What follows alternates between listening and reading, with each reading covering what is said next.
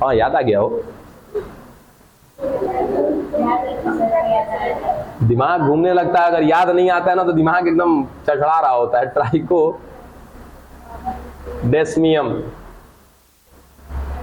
ट्राइकोडेस्मियम इरेथ्रियम।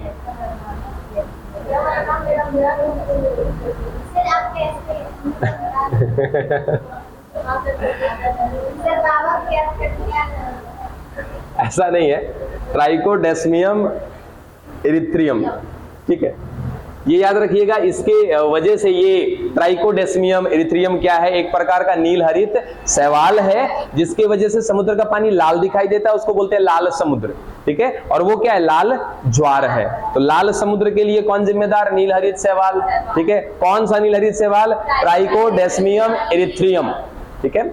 और ये जो है लाल ज्वार, अभी इसके चक्कर में ससुरा उसका एग्जाम्पल हम भूल गए,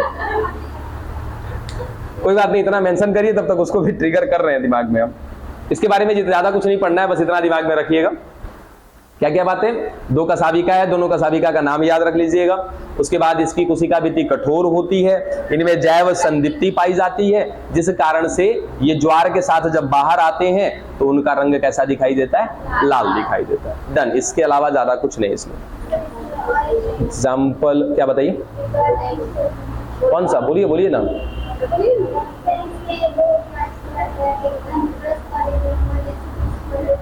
अरे तो वही फ्लैजेला है ना कसाबिका, ये अनुप्रस्थ है, एक अनुलंबीय है। ये क्या बीच वाला कौन अनुप्रस्थ हो जाएगा, ऊपर वाला कौन अनुलंबीय हो जाएगा, ये कौन सा पॉइंट छूटा है।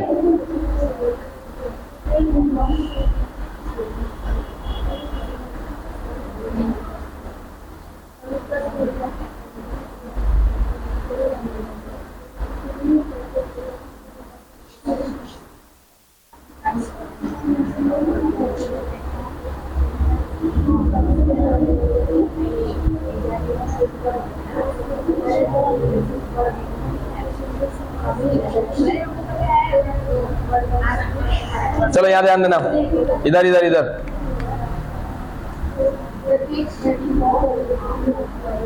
पहले इसका एग्जाम्पल किसका, जैव संदीप्ति का।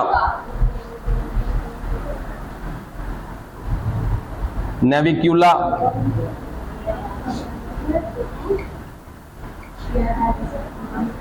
हल्ला नहीं, फिर भूल जाएंगे तो गड़बड़ा जाएगा। नेविक्यूला और जिम्नोडेनियम।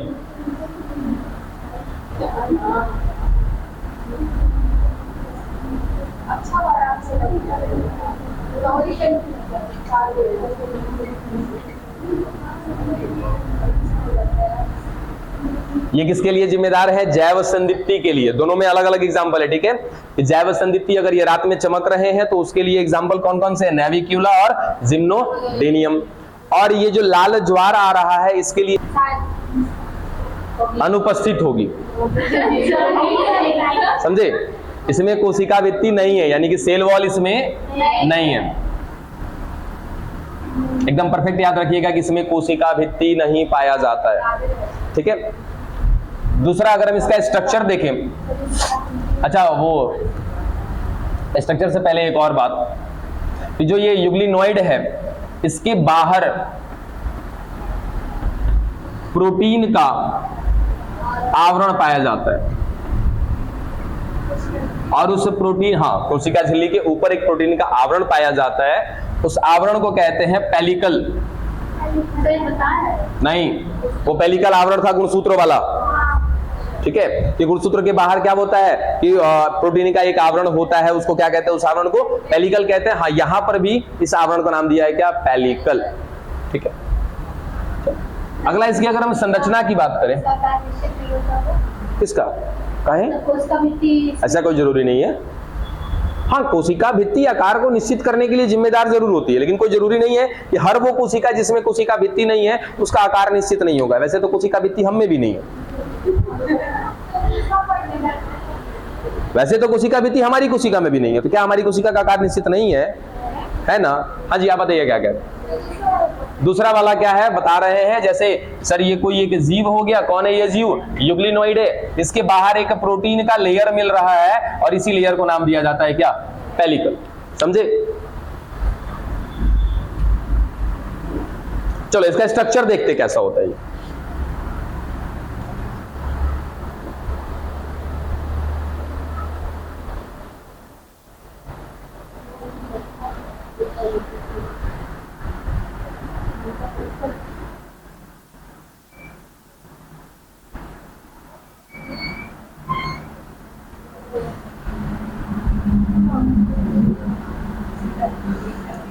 दिख रहा है तो लोग आम अमरूद।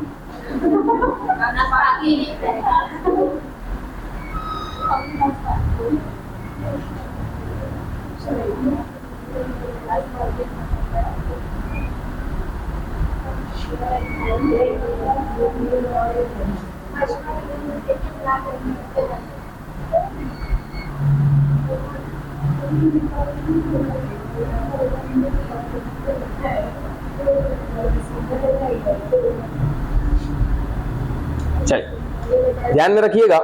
अच्छा देखो ये पेलिकल है ना, कहाँ गया पेलिकल। इस पेलिकल की वजह से ये कैसा होता है, लचीला होता है, मतलब कि इसके अंदर इलास्टिसिटी पाई जाती है। जिस अभी प्रत्यास्थता की बात कर रहे थे कि इसके अंदर एक क्या मिलता है, क्षमता, जिसकी वजह से ये थोड़ा सा फैल सकता है, सिकुड़ सकता है। तो फैलने और सिकुड़ने की क्षमता इसमें कैसे आ रही है, तो इसके अंदर मिलता है एक प्रोटीन का आवरण इसके बाहर, जिसके वजह, जिसको हम क्या नाम देते हैं, पेलिकल। और ये पेलिकल इसको क्या प्रदान करता है, एक क्षमता जिसका नाम है क्या, लचीला या तो इलास्टिसिटी बोल सकते हैं उसको। अब देखना ध्यान से कि सर ये जो यूग्लिनॉइड है इसका मुख अंदर की तरफ, ये अगर इसका मुख है तो वो अंदर की तरफ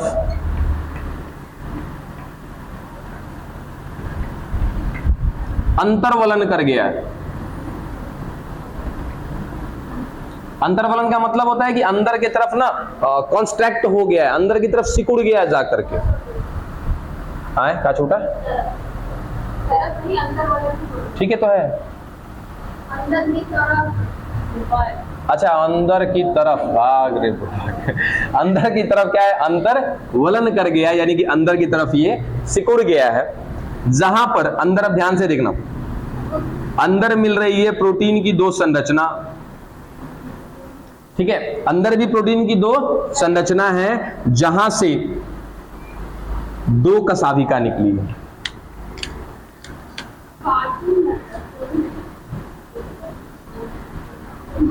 जिसमें अंदर की तरफ अंतर्वलन हुआ है,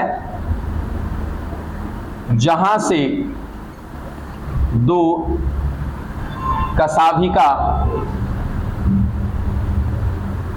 निकली हुई है, जिसमें से एक लंबी है और दूसरी छोटी है। शुक्र मनाओ यहां पे इसका नाम नहीं है, ठीक है। एक बस के याद रखिएगा कि दो यहां पर क्या निकले, दो प्रोटीन की संरचना है जहां से दो कशाभिका निकली हुई है, एक फ्लैजेला जो है लंबी है, दूसरी क्या है, छोटी है, ठीक है। उसके बाद इसमें एक और संरचना है, सर ये यूकैरियोटिक कोशिका है तो क्या इसमें केंद्रक होगा कि नहीं होगा, बिल्कुल होगा केंद्रक। फिलहाल अभी हमें केंद्रक से कोई लेना देना नहीं है।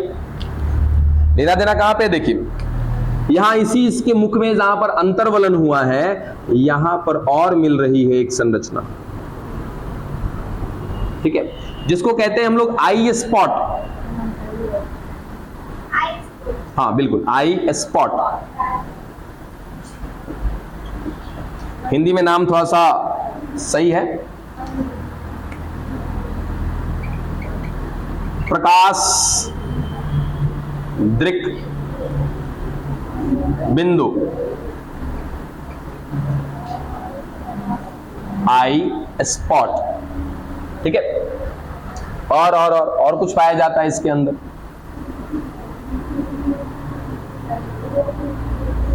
इसको कहते हैं संकुचनशील रसधानी। रसधानी क्या होती है, रसधानी पहले आपको पढ़ा रखा है, एक ऐसी संरचना जिसके अंदर सबसे ज्यादा मात्रा में पानी को स्टोर किया जाता है, या ऐसा कह सकते हैं कि कोशिका के अंदर मिलने वाला एक ऐसा स्ट्रक्चर, एक ऐसी संरचना जो उस कोशिका में बनने वाली अतिरिक्त पदार्थों को अपने पास संचित रख लेती है। यानी कि इस कोशिका में जो भी एक्स्ट्रा पदार्थ बनेगा सबको ट्रांसफर कर दिया जाएगा कहां पे, इसी रसधानी में, ठीक है। अरे पेलिकल इसके बाहर बाहर मिल रहा है बबुआ, कहाँ ध्यान है आपका? यहाँ देखो तो निकाल लिखे है इसके बाहर प्रोटीन का आवरण, आवरण माने क्या होता है? कवर, तो कवर बच्चा ये है ना, तब ठीक है। कहाँ थे हम? घुमा देते हो सब। हाँ, राजधानी की बात कर रहे थे कि जो भी अनवांटेड मटेरियल होगा यहाँ पे, जो भी अतिरिक्त पदार्थ होगा, उस अतिरिक्त पदार्थ को कहाँ पे लाके रखा जाएगा? इसी राजधानी में रखा जाएगा। और देखो एक पॉइंट इसमें छूटा हुआ है ना कि यहाँ पे ध्यान में रखिएगा, ये मुख्यतः अलवणीय जल में पाए जाते हैं, यानी कि स्वच्छ जल में। अब ये स्वच्छ कहने का मतलब किसके रिस्पेक्ट में होता है? स्वच्छ लवण के रिस्पेक्ट में, ठीक है। कि लवण की मात्रा नहीं है, साल्ट की मात्रा नहीं है जिस पानी में, उसको हम क्या बोल रहे हैं? स्वच्छ बोल रहे हैं, या तो अलवणीय जल। अलवणीय जल में पाया जा रहा है ये। क्या क्या संरचनाएं देखी आपने, ठीक है। अब एक एक संरचना का अलग अलग कार्य है, ठीक है। चलो अब ये कसाभिका है, कहाँ गया? कसाभिका लिख रखा है, ये कसाभिका, ये क्या कराएगा? इसको गति कराएगा, ये तो क्लियर है। कसाभिका जिस कोशिका के साथ जुड़ा होता है उसी कोशिका को गति कराता है, यानी कि पानी में अगर इसको मूवमेंट करना है, गति करना है, तो उसके लिए कौन जिम्मेदार? इसका कसाभिका। चलो इस कसाभिका का काम खत्म हो गया। उसके बाद ये बाहर से सर लचीला है, उसके लिए कौन जिम्मेदार? पेलिकल, उसका भी काम खत्म हो गया।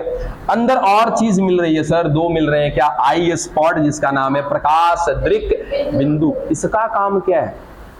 तो याद रखिएगा कि ये एक ऐसा अंग है इसका, प्रकाश दृक बिंदु, जो प्रकाशीय संवेदना को ग्रहण करता है। बात समझे? प्रकाशीय संवेदना, इसका मतलब कि लाइट के स्टिमुलेशन को ना फील करता है ये। जैसे सूरजमुखी आपने कभी सुना है, देखा है सूरजमुखी? उसके बारे में एक कहानी सुना है क्या? सूरजमुखी का मुख उसी तरफ होगा जिस तरफ से सूर्य निकलता है, ठीक है। ये 100% सत्य है, ठीक है। उसमें कहीं ना कहीं एक ऐसी संरचना है जो उसको प्रकाश की दिशा में उगने दे रही है, ठीक है। तो ये कहां पर मिल रहे हैं? पानी में मिल रहे। सर ये पानी में मिल रहे होंगे ऊपर। और देखो एक चीज और, कहां गया कहां लिखे? इधर लिख देते हैं, ये पादप प्लावक है, पादप प्लावक। अब ये समझाना तो नहीं पड़ेगा, पादप प्लावक इसको क्या बोलते हैं? फाइटोप्लैंक्टन। कल ही बात किए थे इसके बारे में। फाइटोप्लैंक्टन एक ऐसा पादप की संरचना जो पानी के ऊपर तैर रही होती है, प्रोडक्ट बना रही होती है, उसको क्या बोलते हैं? पादप प्लावक बोलते हैं। तो ये कौन है? एक प्रकार का पादप प्लावक है। तो पादप प्लावक है तो क्या करेगा? प्रकाश संश्लेषण भी करेगा। वो बिंदु भी बता दीजिएगा आप यहाँ पे। हम किसको बात कर रहे थे कि सर प्रकाशीय संवेदना की। तो ये जो पानी की सतह है, इस पानी की सतह पर पाया जा रहा है क्या? ये यूग्लिनोइड, ठीक है, यहां पर इकट्ठा हुआ है। जैसे ही सूर्य निकलेगा, अब सूर्य इस दिशा से निकल रहा है तो सारे के सारे क्या हो जाएंगे सर? उधर की तरफ मूव कर जाएंगे, सारे के सारे इधर आगे बढ़ जाएंगे सूर्य की दिशा में।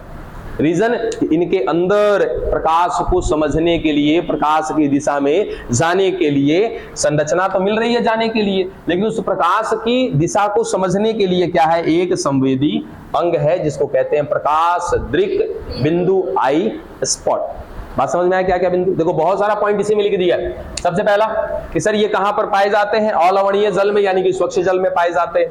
दूसरा, इनमें कोशिका भित्ति नहीं होती है, तो फिर क्या होता है? तो इनके कोशिका झिल्ली के बाहर सर एक प्रोटीन का आवरण होता है जिसको क्या बोलते हैं? पेलिकल बोलते हैं। डन।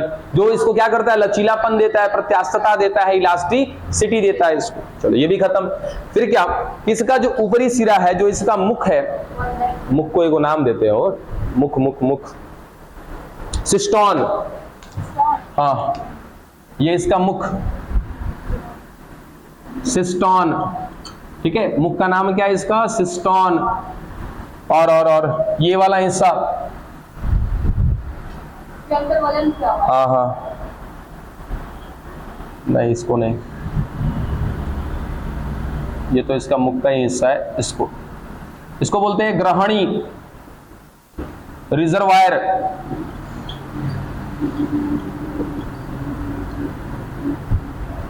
चल इसकी दो संरचना है, कौन कौन? मुख और ग्रहणी। मुख को क्या बोला? सिस्टोन। ग्रहणी को क्या बोला? रिजर्वोयर बोला।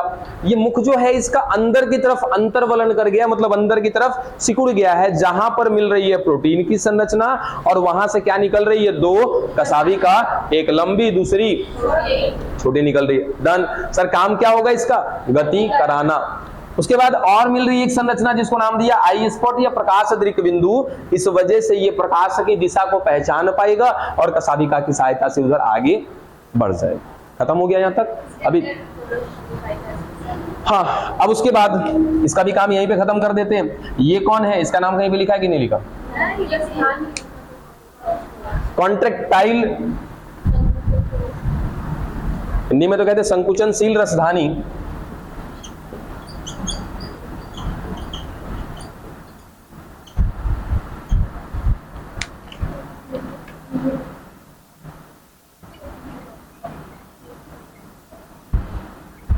Contractile vacuole. अब इसका काम क्या होता है जरा ये समझ लीजिएगा कि कॉन्ट्रैक्टाइल वैक्यूल का काम क्या है। ये संकुचनशील रसधानी का काम क्या है? रसधानी हम पहले से समझते हैं, एक वर्ड इसमें आ रहा है कि संकुचनशील। अब संकुचनशील का मतलब होता है सर जो संकुचित हो सके और वापस पुनः अपनी अवस्था में आ सके। ठीक है, जैसे एक रबड़ बॉल आता है ना, स्पॉन्जी बॉल, उसको आप दबा दोगे तो क्या हो जाएगा? सिकुड़ जाएगा, फिर छोड़ोगे तो फैल जाएगा। तो उस संरचना को हम क्या कहेंगे? संकुचनशील। ये रहता कहां पर है? पानी में ना। तो पानी में रहने की वजह से इसमें पानी की मात्रा थोड़ी सी भर जाती है, साथ ही साथ इसमें अतिरिक्त पदार्थ भी बन रहा है। तो ये क्या करता है कि सर ये कोशिका झिल्ली के पास जाकर के संकुचित हो जाएगा, जो भी एक्स्ट्रा पदार्थ है वो क्या निकल जाएगा? इससे बाहर निकल जाए। इसका काम भी हो गया। एक इसका मेन पॉइंट रह गया, इसको खत्म करो तो वो भी खत्म कर ले। खत्म करना है कि मिटा दें इसको? सारे पॉइंट्स को ध्यान में रख लीजिएगा, कुछ भूलना नहीं चाहिए इसमें से।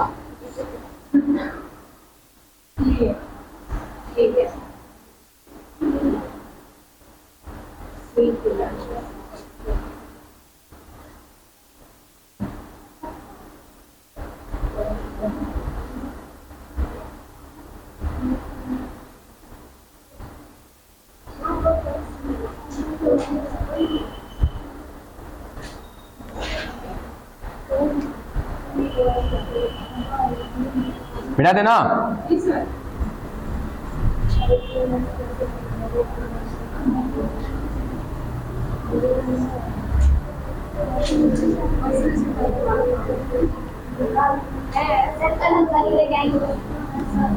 ठीक है, लेकर आइएगा, कर लेंगे। अरे यहीं पर है, यहीं नीचे बहुत सारा सामान है, नीचे इस डेस्क के नीचे। हाँ तो रखेंगे क्या?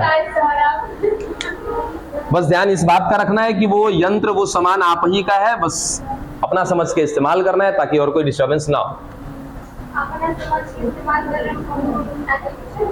लेके जाओ, क्या दिक्कत है। चलो आगे देखें हम लोग। बस 2 पॉइंट इसके बारे में याद रखिएगा। और ये पोषणता वाली बात बड़ी इंपॉर्टेंट है इसका। देखो कि सर ये पोषणता के आधार पे ना भिन्नता दर्शाते हैं।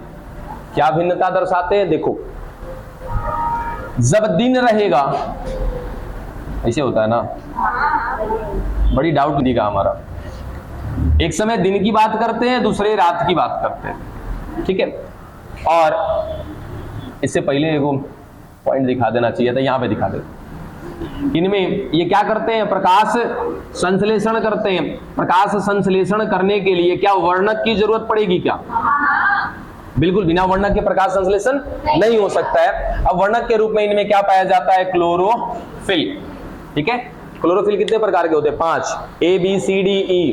ठीक है, जब आएगा उच्च पादपों में प्रकाश संश्लेषण, वहां पे बढ़िया से पढ़ेंगे उसको। ठीक है, फिलहाल इनमें क्लोरोफिल A और क्लोरोफिल B दोनों पाया जाता है। और क्लोरोफिल A और क्लोरोफिल B, बच्चा याद रखिएगा, ये सबसे बेस्ट किस्म का क्लोरोफिल होता है और ये उच्च श्रेणी के पादपों में पाया जाता है।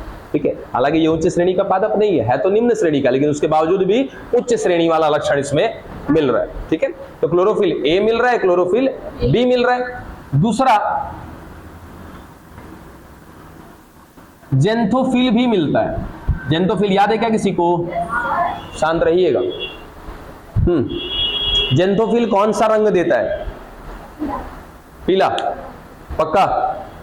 जेंथोफिल के समूह का एक अपवाद बताया था मैंने।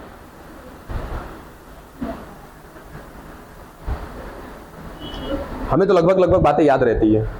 हाँ जी, हाँ भूरा रंग देता है, उसका नाम बताओ, बैठ जाओ। फाइकोजेंथिन, ठीक है। जेंथोफिल समूह का एक अपवाद है, जेंथोफिल समूह में आने वाले सारे के सारे क्या होंगे, पीला रंग देंगे, लेकिन ये जेंथोफिल में एक अपवाद है, कौन, फाइकोजेंथिन, वो कैसा रंग देता है, भूरा रंग देता है। डन। चलो अब ये दिन में और रात में क्या क्या परिस्थिति दिखाता है वो फटाफट देखिएगा।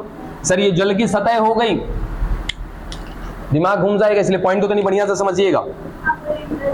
हाँ इंटरेस्टिंग है, यही पॉइंट इंटरेस्टिंग है, यही वाला पॉइंट इंटरेस्टिंग है। सर दोनों स्थिति हमने देख ली कि दिन में मिल रहा है जल की सतह पर, रात में भी मिल रहा है जल की सतह पर। दिन में क्या होगा सर, इधर भी सूर्य मिल रहा है, चलो सूर्य का प्रकाश है, ये प्रकाश की दिशा में जाएगा, ज्यादा से ज्यादा प्रकाश को अवशोषित करेगा, अपने वर्णकों का इस्तेमाल करेगा और क्या करेगा, प्रकाश संश्लेषण करेगा, कुल मिला जुला के अपने लिए भोजन बना रहा है पानी की सतह पर। तो ऐसे को हम क्या बोलेंगे, पादप प्लावक।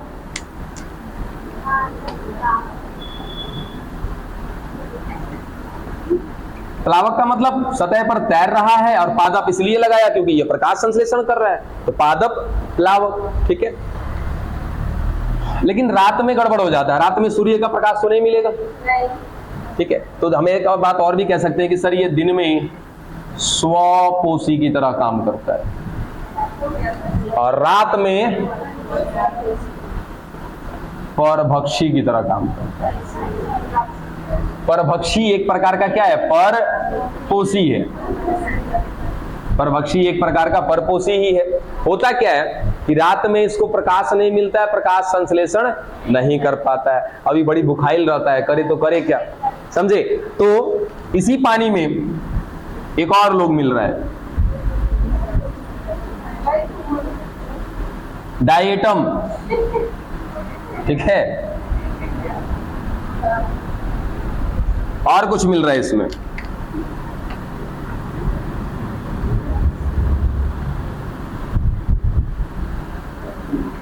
डाइनोफ्लैजिलेट।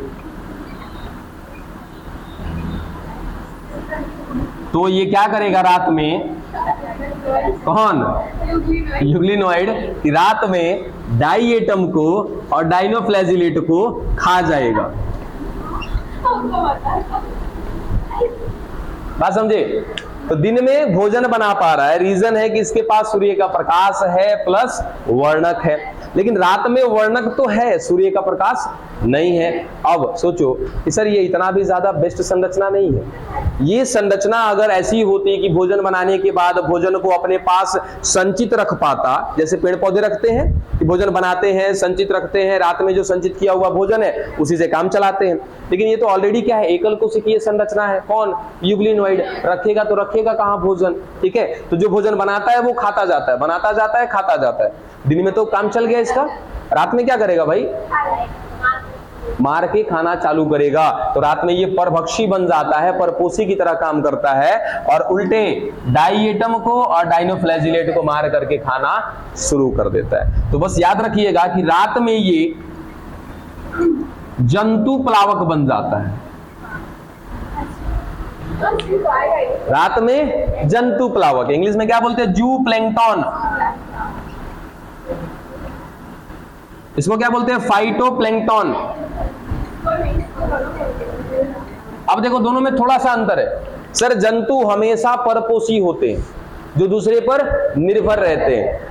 पादप हमेशा स्वपोषी होते हैं, ऑटोट्रॉप्स होते हैं, जो अपना भोजन स्वयं बनाते हैं। ये बना रहा था इसलिए क्या बोला इसको, पादप प्लावक। यहां मार के खा रहा है, सर जंतु का काम कर रहा है, तो मार के खाने वाला, इसलिए क्या बोल दिया कि रात में ये जंतु प्लावक की तरह काम करता है, दिन में पादप प्लावक की तरह काम करता है। और सबसे इंपॉर्टेंट पॉइंट को यहां पे याद रखिएगा कि ये पादप और जंतु का संयोजी कड़ी है,